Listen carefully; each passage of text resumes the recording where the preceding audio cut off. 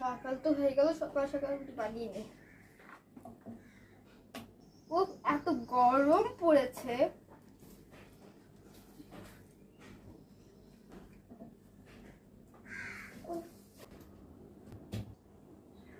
সর্দিও লেগেছে।